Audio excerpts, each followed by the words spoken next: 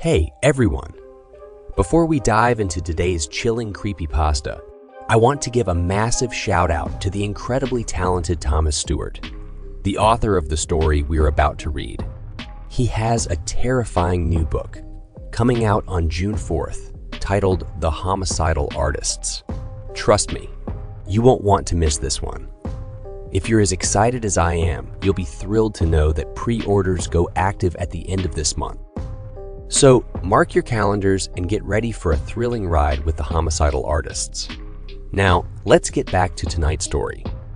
Welcome, brave souls, to Fearfile Chronicles, your one-way ticket to spine-chilling stories and terrifying tales. Tonight, we'll be diving into the darkest corners of the human mind with the story. This was how I found out I had a brother. It was not a happy reunion either.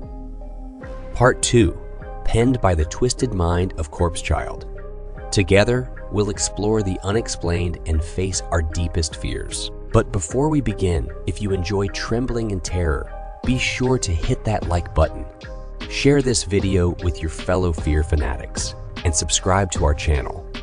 Don't forget to click the bell notification so you never miss an eerie episode. Your support truly means the world to us, so feel free to leave a comment below to join the Fearfile Chronicles community. Now, without further ado, let's unravel the mysteries of the unknown together. As we delve into tonight's fear-inducing story, this was how I found out I had a brother. It was not a happy reunion either. Part 2.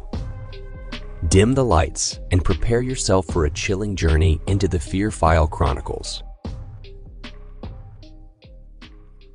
The rest of that night, surprisingly, was spent sleeping.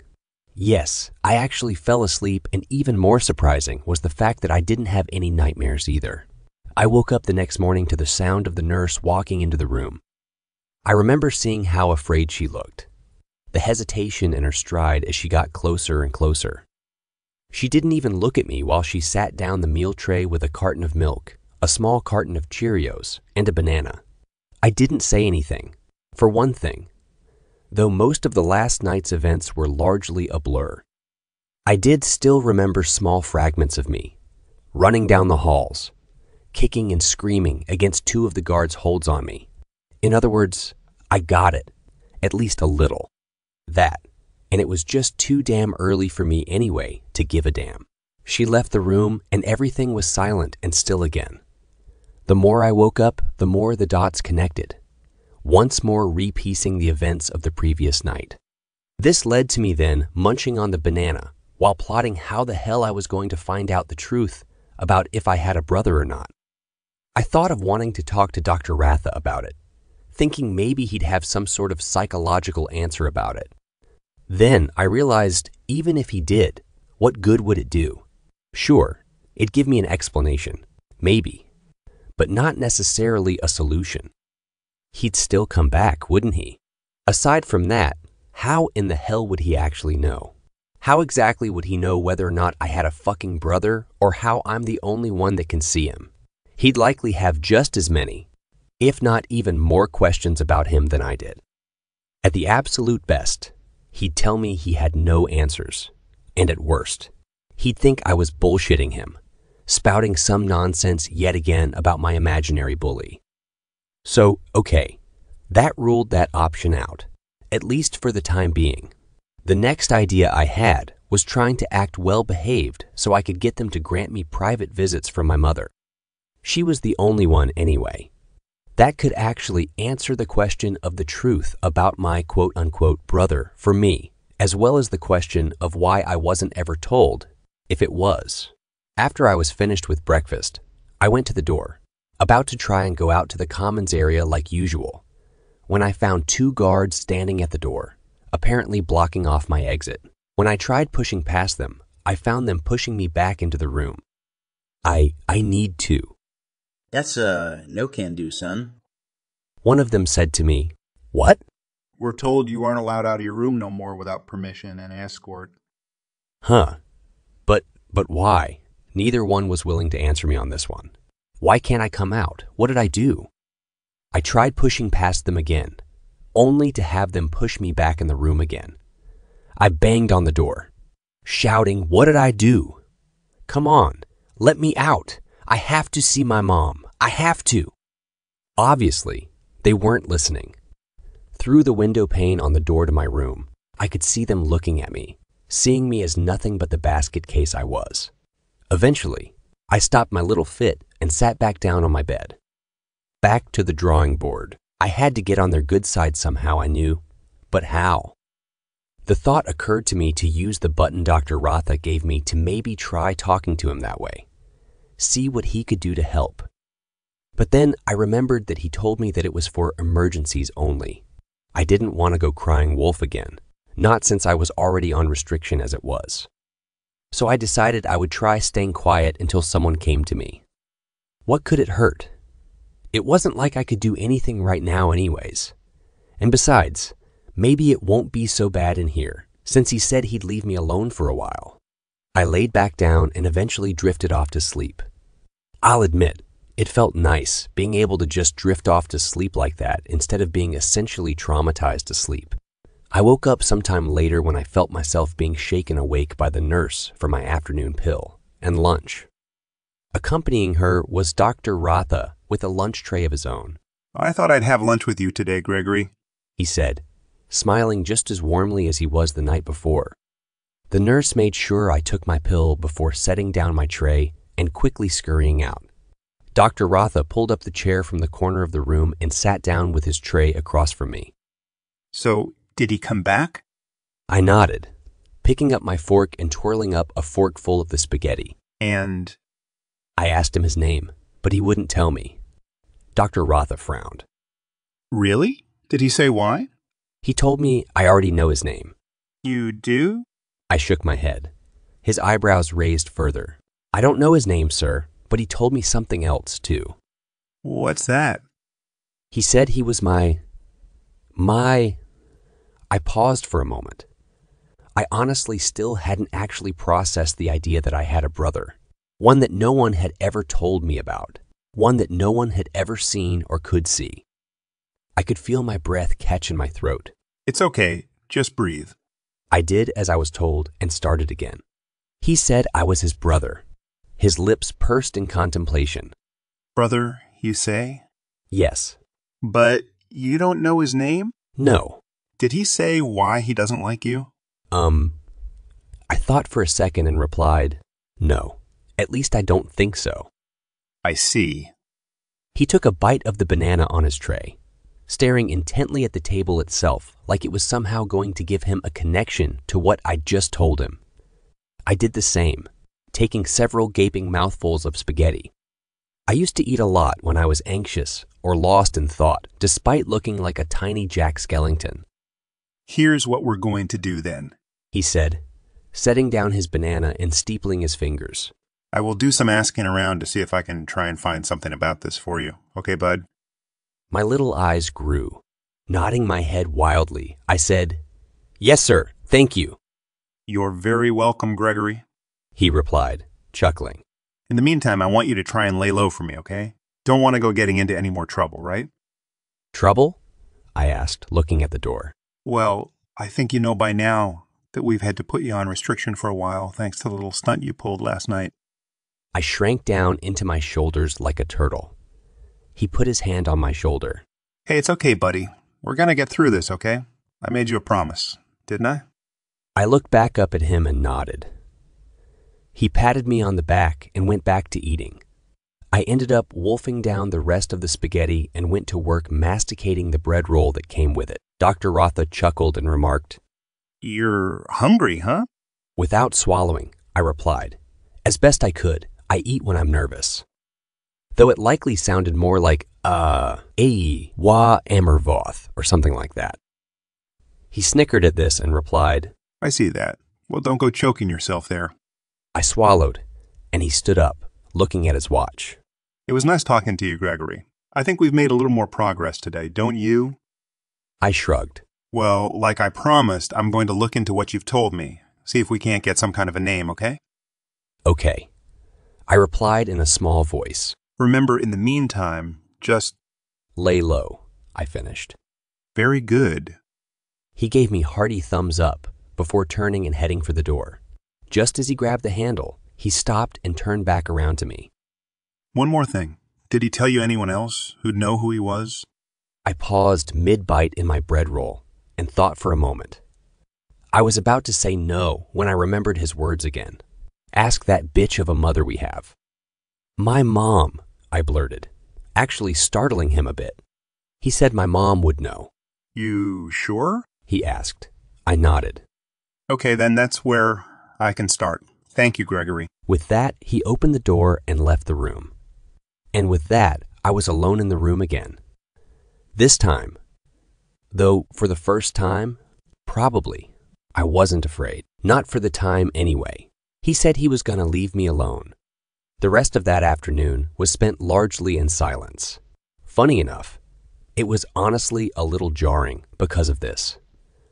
No complaints, obviously, but still. That evening, though, is when things took another sort of turn for the weird. I was having dinner. Pizza. Yeah, this place had pizza. And actually, yeah, it tasted good. Mac and cheese and a platter of fries when as I was about to take the last bite.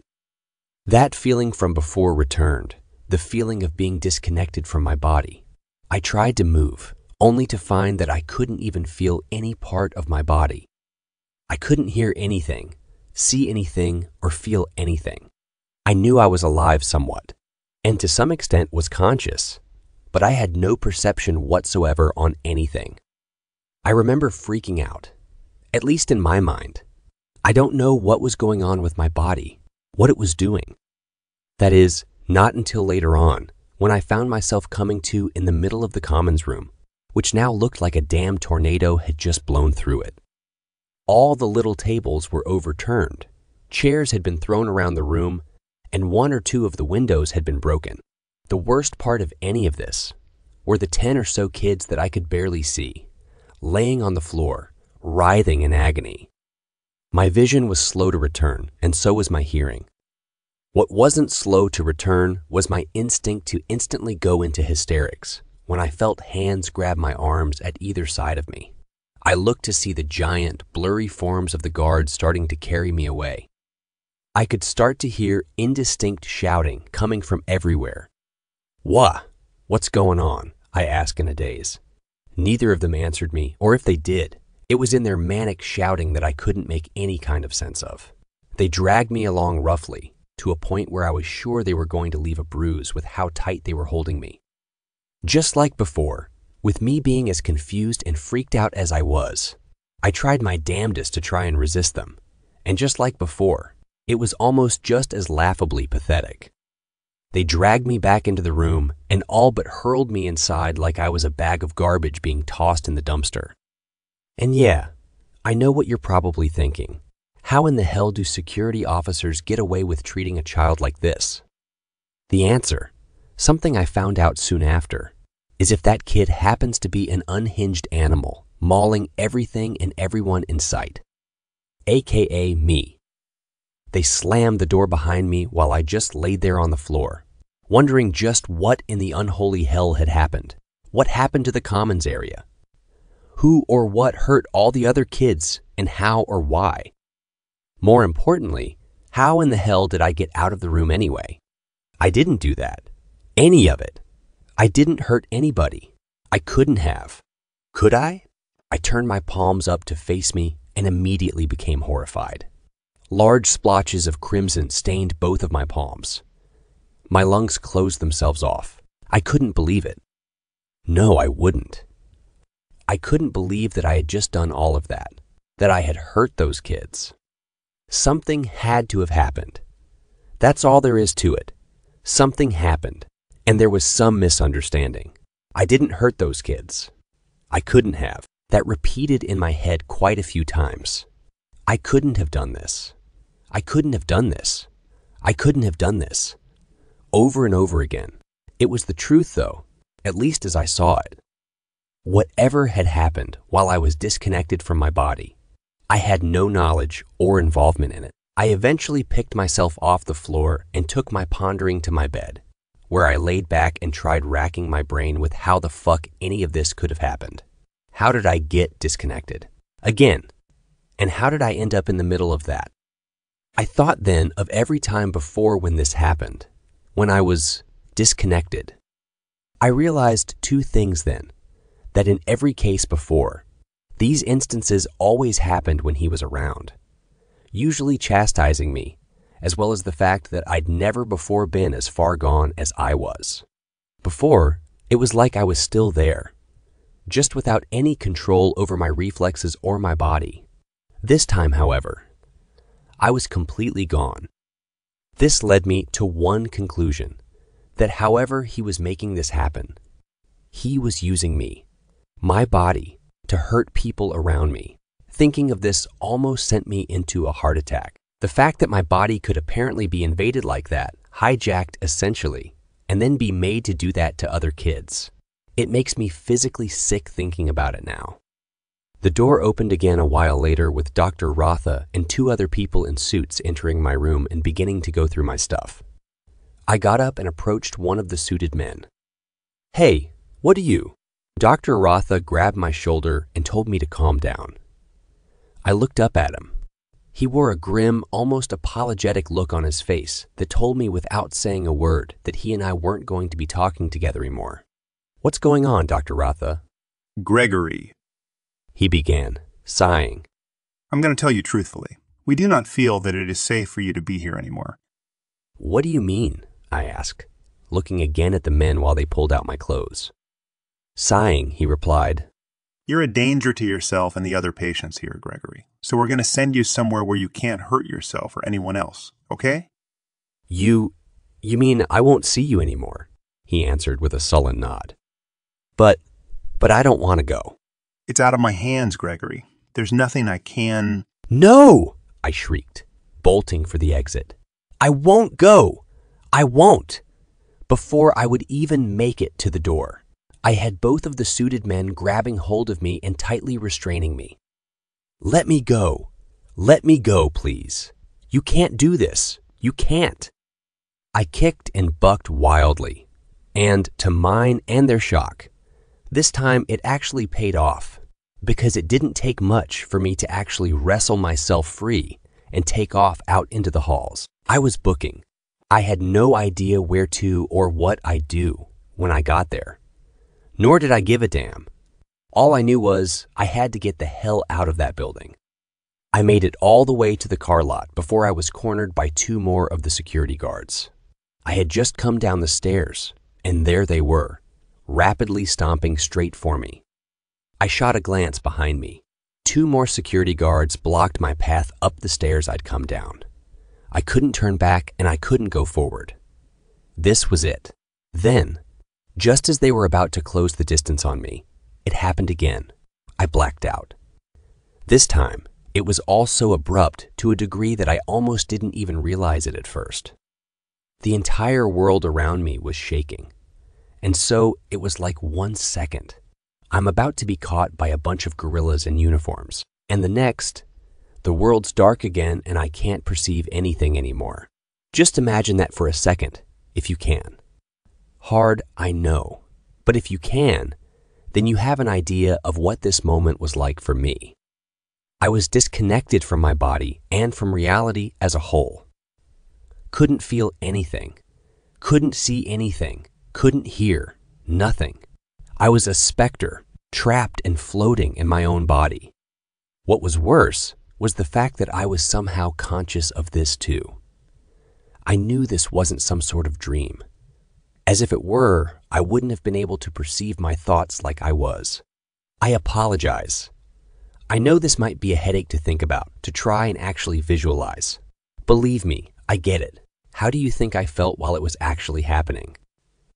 I apologize also for the fact that no, it doesn't really get any easier to explain either.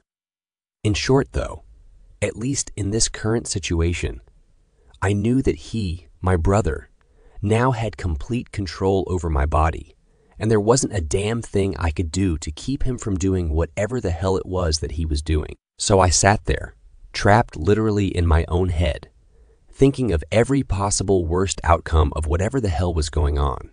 I wondered just how bad he'd hurt whoever he was intending to hurt. I wondered if he'd actually kill whoever was out there. The guards were big and tough, sure, but still, who's to say he couldn't somehow hurt one of them or worse? Truth be told, though, another part of my mind was divided in half between the thoughts of whether or not I'd actually wake up again, and whether or not I'd actually want to. Part of me kind of hoped I'd just slip away, either being erased or maybe phased out or something by him while he assumed full-time control over my body, or perhaps being killed by outside forces while under his control. At least then, I wouldn't face who or whatever waited for me on the other side, waiting to do away with me or lock me away for what I'd apparently done.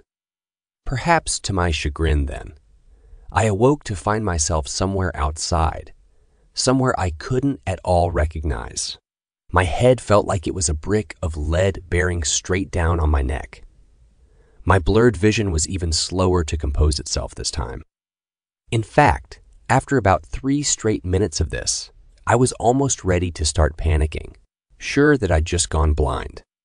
Eventually, though, it all began to clear up. Then I wished I'd actually gone blind.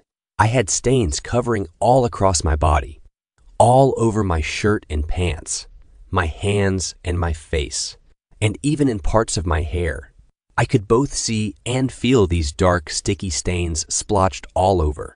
It was pitch dark out, so I couldn't see what color they were, but I wasn't naive. I knew blood stains when I saw them. My heart sped up for 2 seconds, just long and rapid enough to make me panic before freezing dead mid-beat. What happened? Where am I?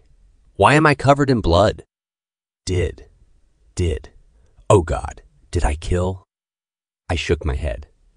No, stop it. You can't panic right now. Get a hold of yourself, Greggy. I stood up, groaning at the extra strain. It was for some reason causing me to pull myself to my feet. My feet shook once I was on my feet again. My body was a brick being held up by 2 dry spaghetti noodles. God, why am I so weak? I wondered. What did he do with me while I was gone? I began to walk, or rather, stumble, out into the opening in front of me out of the alley I'd woke up in. The street was empty, quiet and still. 2 street lamps splotched a small area on each side with soft orange glows.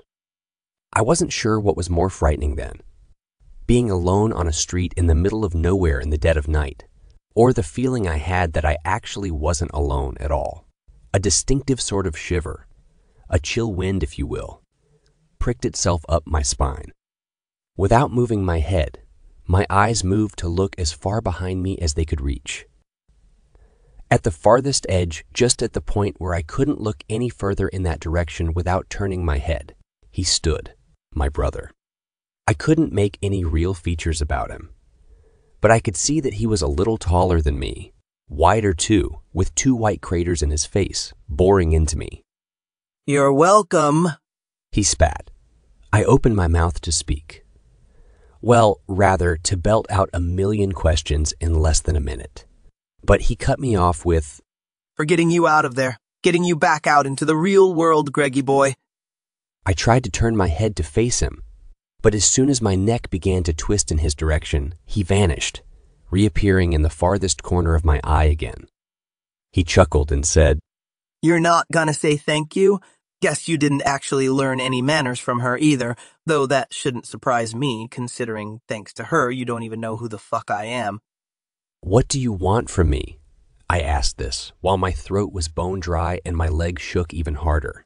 "I want out," he replied. I want out of here. Of where? What are you going on about? Out of you, Greggy. I want to be free to be my own fucking person instead of being shackled to your worthless ass. Okay, well, I don't know how to. Oh, don't even worry your squishy little head about that. See, there's 2 ways we could do it. We could either be separated, or you can simply move out of my way and let me take the wheel over your— No! I shouted, cutting him off. I watched his dark, featureless head snap on its side. My entire body shook now. I won't do that. You can't have my body. He chuckled again at this. echoing all the way to the far, darkest end of the desolate street. You know, it's almost adorable that you think you'll actually stop me if I should choose that myself. Do whatever you want, but you're not taking my body. And what are you gonna do about it, huh, bitch? I will. I trailed off. My heartbeat thundered in my ears. Blood rushed straight to my head, causing the temperature to skyrocket. You what? Cry about it? Huh? Is that what you're gonna do? You gonna fucking cry about it like the little... I cut him off, screaming at the top of my lungs. Fuck you. For a second, I watched his crater-sized eyes widen. I think I even saw him take a step or two further back away from me. Time stopped again for me. Well. He began in a baritone voice, completely doing away with his childlike facade. Looks like little bro went and finally learned to swing what the fuck he's got, huh? Go. Away, I said coldly, gritting my teeth. Oh, sure. I'll go away. I'll leave you alone until I need you again. But it'll do you a world of good to remember this. One way or the other, I am going to get myself free. Do you understand me? For about 30 seconds, the air transformed into a lead weight inside my lungs, and I was close to collapsing on the ground, gasping and wheezing.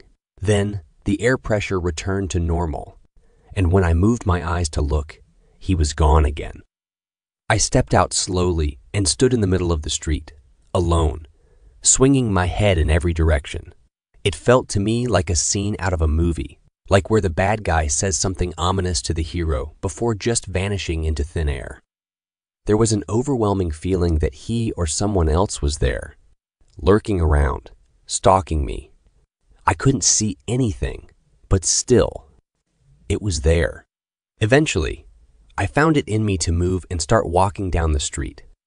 It's here, though, that something else sunk in, the fact that I was lost.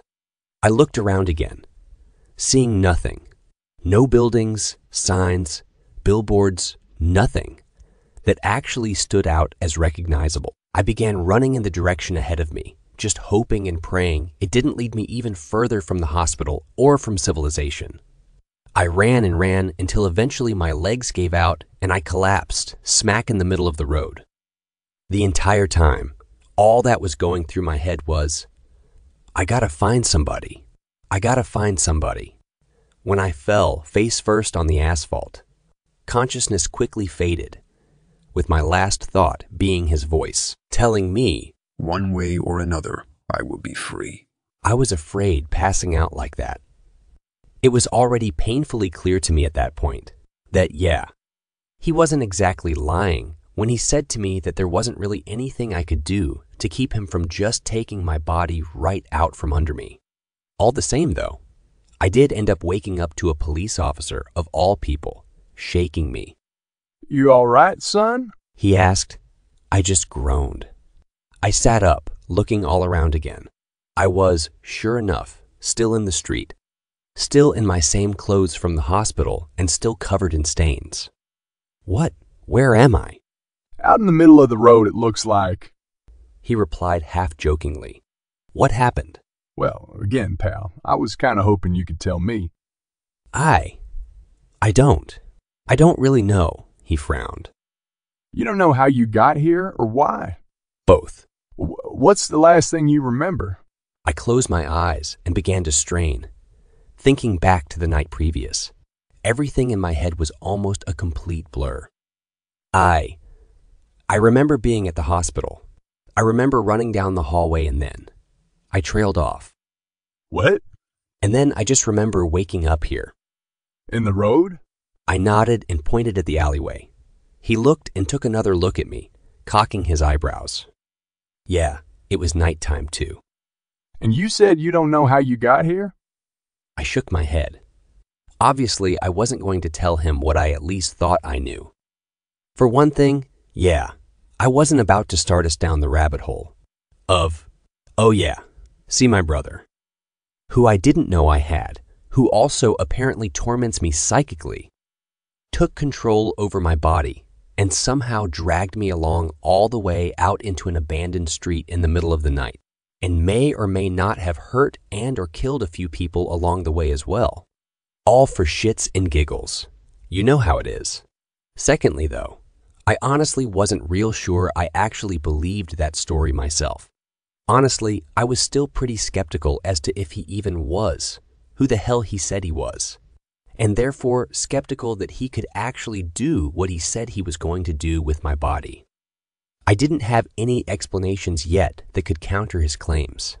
Granted, but that didn't mean there weren't any, just that I would have to dig a little more to find them. Problem with this, the fact that I was now in police custody, probably as a wanted fugitive. At least, that's where my little mind went, and I'd be going to prison for what I'd done. You know where your parents are at? He asked. I shook my head. You, run away? Yes, sir. He nodded and told me to stay put while he walked off, talking into his radio. He was gone for about a minute and a half before coming back and telling me to get in his car. I looked at him for a second, paralyzed with panic. I knew what this meant. He was arresting me. I'd go to prison, never seeing my mom or dad again, never getting rid of him, not without. Without. No. No, he can't have me. He won't. Well, my friends, we've reached the end of tonight's chilling tale. This was how I found out I had a brother. It was not a happy reunion either. Part 2, by the talented Corpse Child.